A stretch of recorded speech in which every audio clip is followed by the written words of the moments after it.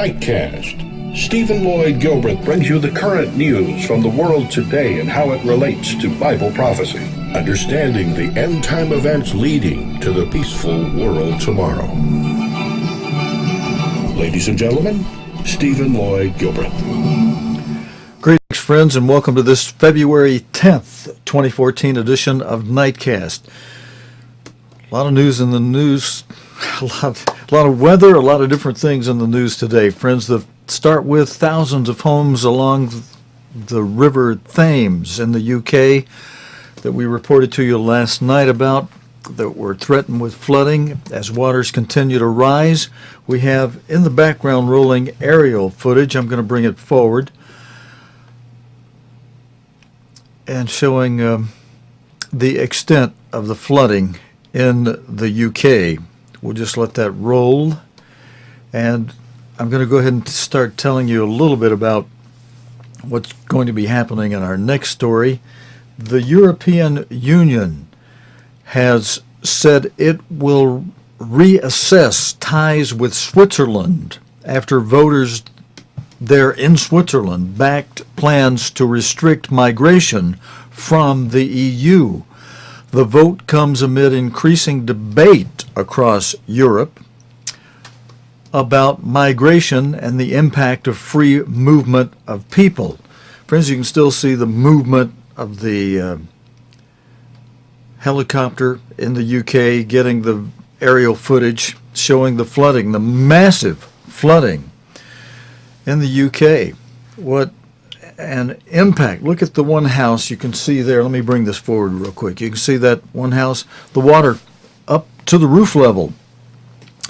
And this is a major thing, not a small thing happening there in the UK. And even though we don't have any commentary with this video other than what I can just ad-lib and point out to you here, it's pretty impactful on the people there in the UK. Elsewhere in Europe, as I was mentioning about the vote that Switzerland just did to put a quota on immigration, which violates their agreement with the EU. And that's going to have tremendous impact in many ways. The economic impact could be great since half of Switzerland's exports are to the EU, with Germany being its biggest trading partner.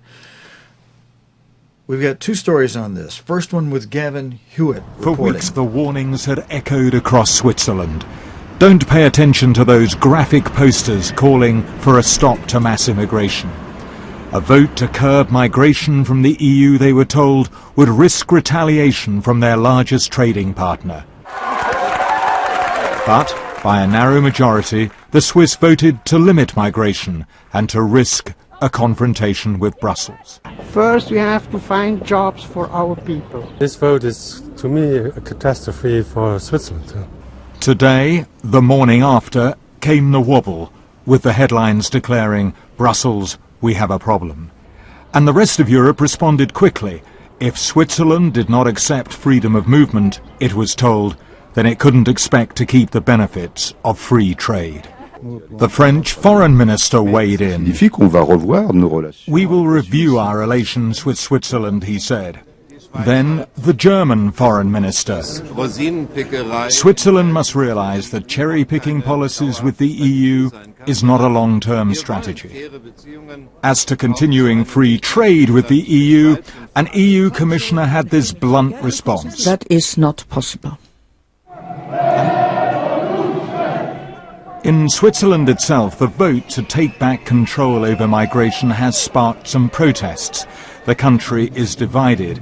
The business community had warned that restricting migration would damage the economy. But the mood has turned against a situation where a quarter of the population came from abroad. Brussels is waiting to discuss with Switzerland what it has in mind. In threatening to restrict Switzerland's access to the single market, Brussels has to be mindful of the mood in the squares and piazzas across Europe. Downing Street said that the Swiss vote reflects the growing concern about the impact that free movement can have. The rest of Europe is watching Switzerland, there are other parties campaigning to limit migration. What the Swiss vote signals is the growing importance of migration as a political issue. Gavin Hewitt, BBC News, Brussels. Okay, thank you, Gavin Hewitt. And friends, as you can see, you heard the EU commissioner in this report saying, trade with the EU, with Swiss passing this thing that violates the EU agreement with Switzerland, Switzerland will not be able to do trading within the EU as a result of this. And friends, just in case somehow you might have missed it, the Swiss vote to reintroduce immigration quotas and abandon free movement of people they just passed that in a vote yesterday. And the overnight impact, I hope you get this between this and the next story, the overnight sudden impact and change this is going to make in the situation with the EU and Europe. Friends, there are some things that overnight can just wham a huge difference. And that's what some are saying in this is like, this is an overnight big deal. This is not a small piece of news that we're opening up here with tonight after information about the flooding in UK, which is not a small piece of news either. That's a major thing going over there. Some of the journalists have been calling this winter this year the winter from hell.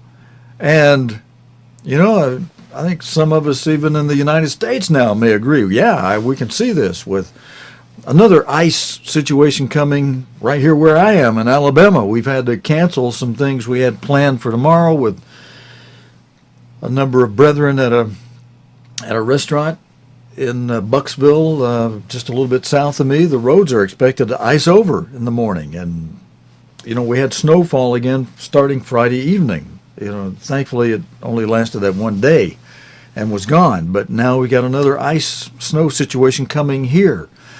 But in this story regarding what Switzerland just did in passing an immigration quota against their EU agreement, this next story will show what is the reaction inside Switzerland.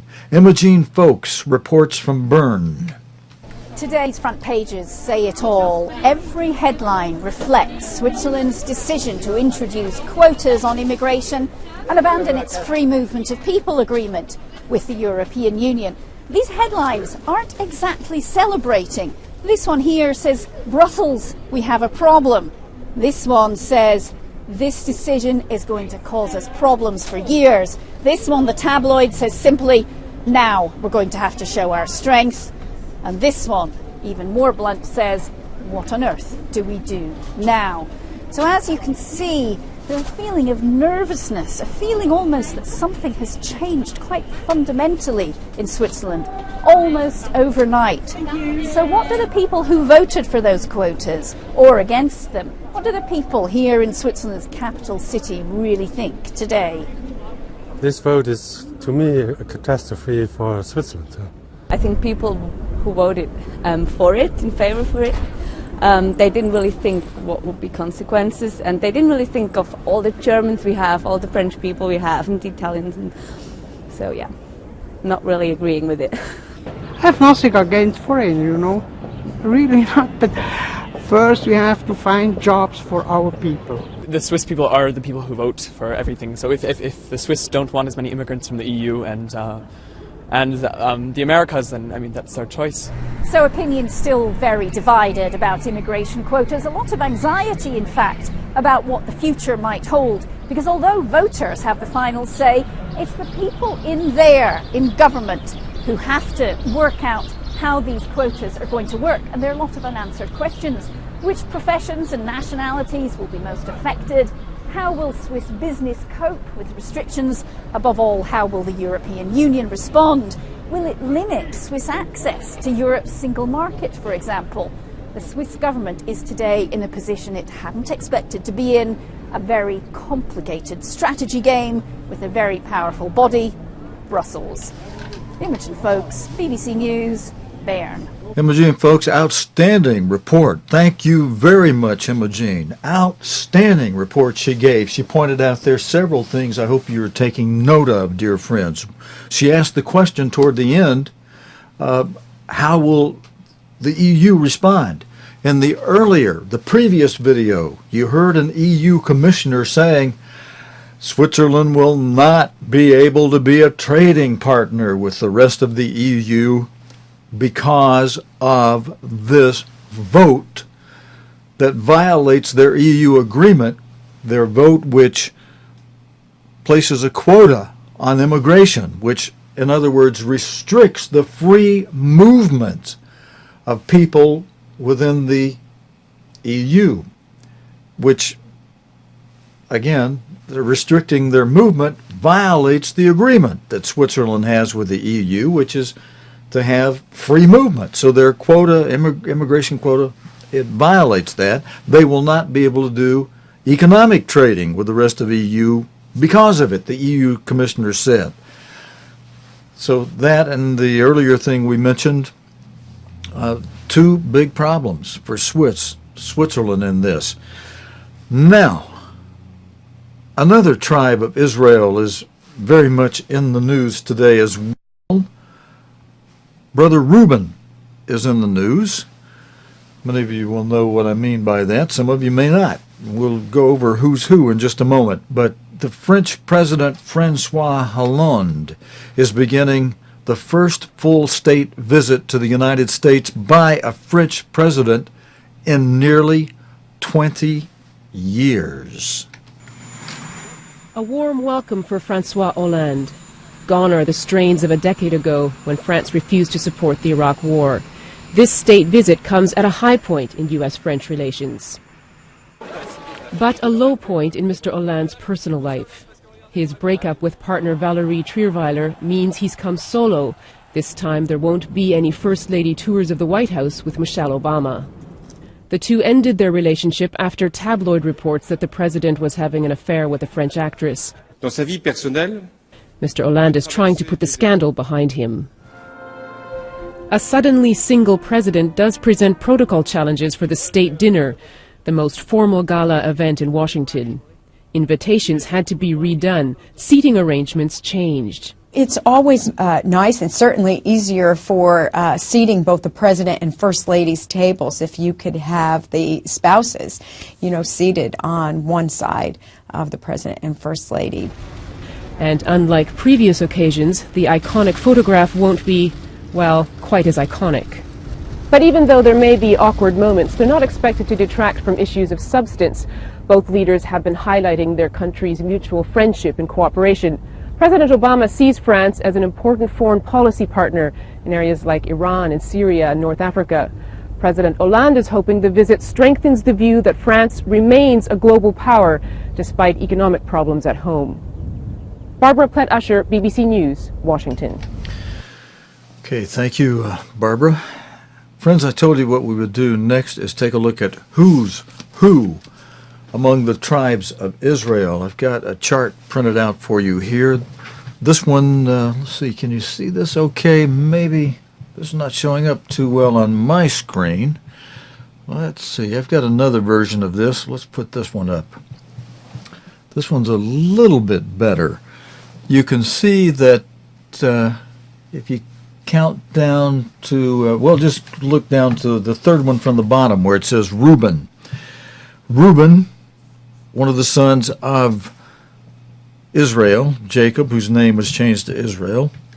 In fact, his actual firstborn son, but he's not counted as the firstborn because of his sexual his sexual problems, and that's France, as identified in Genesis 49 verses 3 and 4. And then earlier in the news tonight, we were talking about Switzerland. If you go 5 down from the top, you'll see that's Gad. That's another son of Israel. In fact, let's back up just a moment. Even though it's not the clearest slide in the world, I've got some details in this one that you might find a little bit interesting. You'll see Reuben is the very last item in this particular one. Reuben was the firstborn son of Leah. You know, and I just noticed I've got this. I've got the last born son on top, the 12th son. The firstborn son is on the bottom there. Reuben being the firstborn, he was born to Jacob's wife Leah. In fact, Reuben was Leah's firstborn, and Leah had the first of any of the children that Jacob bore.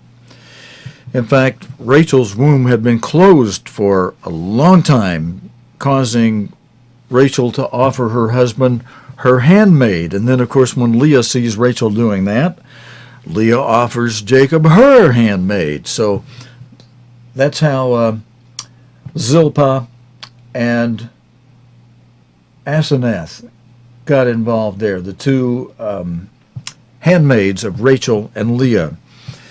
And some of the children were born to them. Okay, so there's France is Reuben, and then and the son of Leah. And then we mentioned Switzerland, which is the tribe of Gad. Gad was born by Leah's handmaid Zilpah. And I see I got that misspelled in my chart. That's not Zilpah, it should be Zilpah. He was the firstborn of Zilpah's children and accounted to Leah. And of course, one of the sons, God honored this arrangement, this crazy arrangement with 2 wives and 2 handmaids. He honored this arrangement and gave blessings to those 12 sons, made them 12 official tribes of the Jacob family, a worldwide family, to be numbered as the sands of the sea, and to be numberless as the sands of the sea, and numberless as the stars of the heaven. And then who else was in tonight's news? We were just talking about France, Switzerland with their immigration quota, France with it now coming to the United States. Oh, our next story, Norway is coming up in our next story. And Norway's on the top of this. Norway, Benjamin, the tribe of Benjamin is the modern-day country of Norway today. Benjamin was the last born of Jacob's children. He was the second child by Rachel. Joseph having been the first child of Rachel, and Joseph having the 2 sons Ephraim and Manasseh, which are the UK and the US respectively. All right, I told you I'd go over who's who tonight, and there's a chart that gives you some information and detail on that. Now, the one I just mentioned of Norway, the prime minister there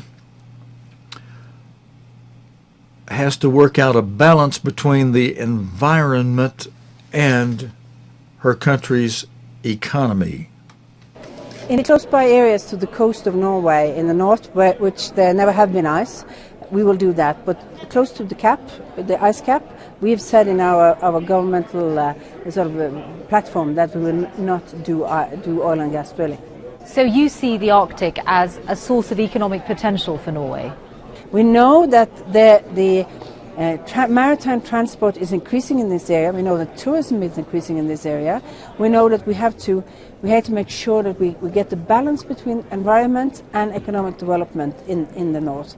And when the ice cap is going backwards because of climate change, we also know that the shortest way between north of Europe to China, to Japan, to Korea is going to be in the north. And I can see why that's incredibly economically useful and desirable for Norway, but it's an environmental disaster, isn't it? It's an environmental disaster that the ice cap is going back, but so it's important to have the climate change policies to make sure that the ice still continues to be there. But in the meantime, you're going to exploit the economic potential of the polar cap moving back. Yes, for the people who live in the Arctic areas, we are going to do that. I think it's important for the people in this area who have always been among the poorest people, at least in our countries, who have had the less economic development, to take part in economic development. I think we can't freeze it all and say that we will not do it if there is a possibility. But I'm sure we have to make sure that we do not increase environmental dangers around it. Okay, friends, that was Norway's Prime Minister Erna Solberg, and she was explaining how the receding Arctic ice cap could open the way for economic development in what has always been a poorer area. She was here telling the BBC's Michel Hussein that her country would not drill for gas or oil by the cap, but the environmental disaster did present opportunities for tourism and shipping. Just in summarizing a little further in what she said in this report, the shortest way between the north of Europe and China, Japan, Korea, is going to be in the north, she explained. Now, friends, one of the things we pay attention to and watch here in our nightly news program for you relates to the second seal of Revelation. Let's put our chart up on the screen for a moment. You'll see in the second column over, it's got a number 2 at the top, and it has a red bar. And the book of Revelation depicts, in Revelation 6, depicts this second seal as a red horse. In the Gospels, Jesus Christ explains the activities and characteristics of this horse in plain language. He was written up by Matthew, Mark, and Luke to say that this red horse's activities would be those of war and rumors of war, and nation against nation, kingdom against kingdom, world war, in other words. And we're now in between round 2 and round 3 of world war. And rumors of war in Syria, the conflict there are fresh hopes for a truce in Homs. Finally, an escape from the blockade of Homs's old city. You can see the relief on their faces. Families with children, the very old, and the vulnerable. Not everyone left by bus. Some made the journey out of the besieged area on foot, carrying their few possessions, sticking close to UN vehicles for shelter in case of gunfire. A slow walking convoy. But even this brief truce barely held. On Saturday, an attack on the rebel-held area under siege trapped the UN convoy which was bringing in food and led to casualties. On Sunday, there was more shelling, scattering civilians as they were trying to leave. The Syrian government and opposition activists blamed each other for the violations. And now their 2 delegations are back in Geneva for what is supposed to be round 2 of peace talks. In charge is the UN negotiator, Lakhdar Brahimi. He decided this morning to meet each delegation separately. A spokesman for the opposition delegation was typically defiant. It is not acceptable that the regime would send its own delegation to talk peace while it is killing our people in Syria. This must stop. We ask the international community to do something about it.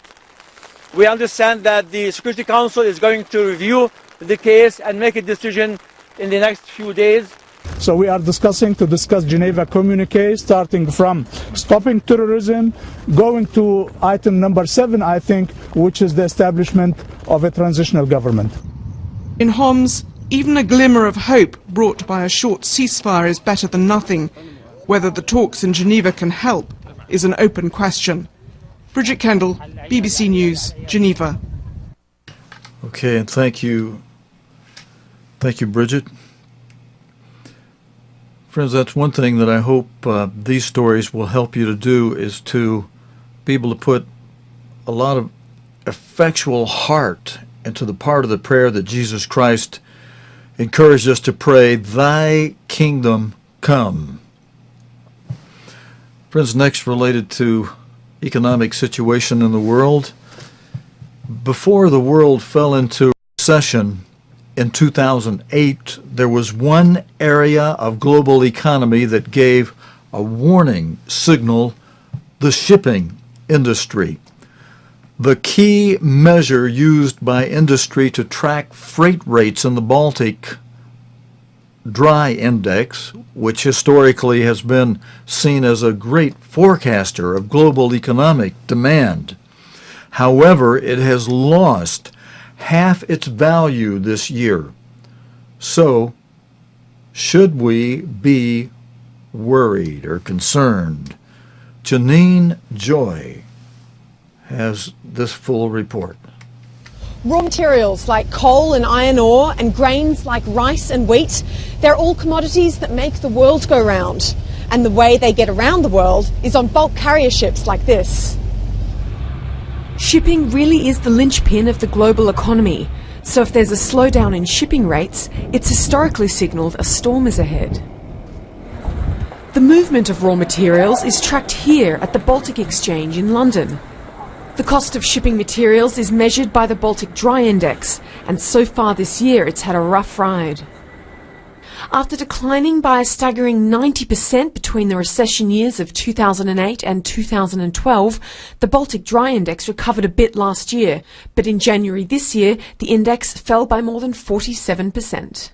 China is, to some extent, the answer and the question to every problem in shipping right now. Just because the demand from China is so overwhelming in terms of the effect it has on shipping rates.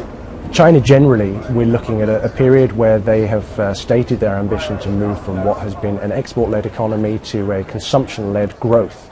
Now, short term, that's going to see a reduction in GDP, and we've already seen a slowdown in China that's worrying many people.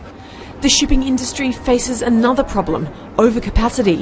That's too many ships for not enough cargo. We've seen an influx of massive ships onto the water recently. Some of the biggest ships ever built for Maersk have been entering into trades, and that really has seen a cascading effect in terms of the ships already there, already being affected by too many ships on the water and not enough demand for trade. So can the Baltic Dry Index return to pre-crisis levels? The head of the index in London is doubtful. I think that's very hard to imagine. It was a very special set of circumstances which gave us Cape rates of $250,000 a day. There were far too few ships, lots of cargo. I can't imagine us ever getting back to quite that same situation. Amidst a slowdown in the world's second biggest economy and an oversupply of vessels, the shipping industry faces continued low freight rates and an uncertain year ahead. Jeannie Joy, BBC News. Okay, good reasons to be watchful. And friends, I hope this next report, for those of you living in the United States, I hope it won't interrupt your sleep too much, but I think it's a report you should very much be aware of. Will Grant reports from Mexico City on the cartel there. Apatzingán has often been called the stronghold of the Knights Templar. But when the vigilantes finally launched their assault on the city, they were met with no resistance. The ease with which they entered Apatzingán was thanks in large part to the support they received from federal forces. Dozens of armoured vehicles carrying hundreds of federal police and troops backed the self-defence groups and took control of the main square. The joint offensive came after the government entered a pact with the vigilante leaders last month to work together against the Knights Templar. The vigilantes and the authorities then manned roadblocks around the city and made house-to-house searches looking for members of the drug gang. The vigilante leaders say a number of important local cartel members were detained. Although taking the city may have been relatively easy, it is an important step for the vigilantes, both symbolically and strategically. The Knights Templar have been weakened in recent weeks, and the loss of what is considered their centre of operations will only reduce their power further. But the cartel is far from a spent force. Earlier this week, at least 20 bodies were discovered in a mass grave in a village outside Apatzingán. The dead were believed to be victims of the cartel. On the same day, 4 severed heads were left in a nearby community in what was thought to be an act of revenge and a stark warning from the Knights Templar. If the vigilantes have indeed managed to drive the cartel out of Apatzingán, they will have to first ensure they can hold on to it. From there, they are expected to try to push into the mountains and hillsides of Tierra Caliente to round up the remaining cartel members. That may yet prove to be the most difficult test. Will Grant, BBC News, Mexico. Friends, we're just few seconds, almost a minute over time, but I want to close with this, showing you the power of weather and all that's going on. An avalanche has been caught on camera in northern Italy after recent record snowfalls. No casualties reported, according to officials, but take a look at this. Take a look at these amazing pictures of an avalanche in Italy, caught on camera in the Syria in northern Italy. This avalanche shows the sheer power of the large volumes of snow left by recent record-high snowfalls. Dragging down trees and narrowly missing buildings, the snow channeled down a road in the mountain village. Luckily, police report there were no casualties. Extreme weather conditions, though, across Europe have led to near-record snowfalls across the continent. And, friends, with that in the background, I'm going to say so long. That's it for this Monday evening edition of Nightcast. Thanks for joining me, God willing, and not too much snow tomorrow or icy roads. We plan to be back Tuesday night with the day's current news related to the Bible and prophecy here on Nightcast. Until next time, Stephen Lloyd saying so long, friends. You have been watching Nightcast with Stephen Lloyd Gilbreth. Nightcast can be seen Sunday through Thursday nights here on cogtv.org. Tonight's program is also available anytime on demand in the cogtv.org video archive.